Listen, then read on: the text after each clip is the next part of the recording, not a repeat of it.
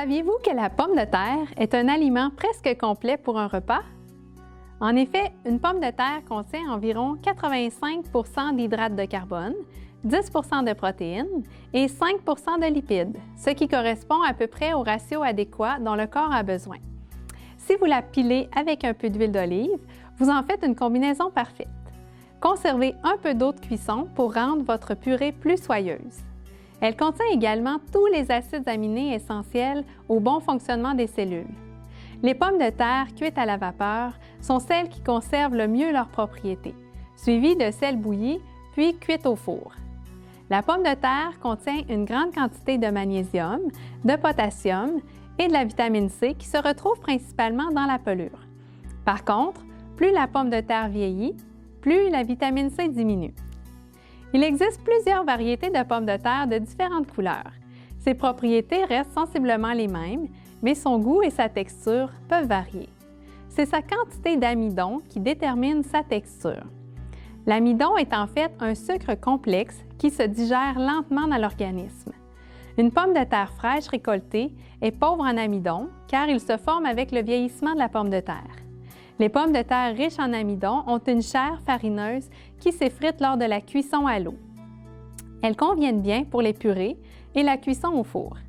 Les pommes de terre pauvres en amidon sont idéales pour la cuisson à la vapeur ou à l'eau. Elles garderont leur forme si vous la préparez en salade froide. Pour augmenter l'amidon d'une pomme de terre, conservez-la à la chaleur. Pour en ralentir son développement, conservez-la au réfrigérateur. Il est vrai que les vitamines et minéraux sont en plus grande concentration juste sous la pelure, mais pour que sa consommation vous soit bénéfique, assurez-vous d'avoir des pommes de terre biologiques. La pelure de la pomme de terre retient le cadmium, un métal toxique présent dans le sol, des terres, dans les zones industrielles. La production commerciale expose également la pomme de terre à être traitée avec un procédé chimique, retardant la pousse des germes. Vous devez également retirer tous les yeux et toutes les parties vertes sur la pomme de terre, car elles peuvent contenir la solanine, une substance toxique.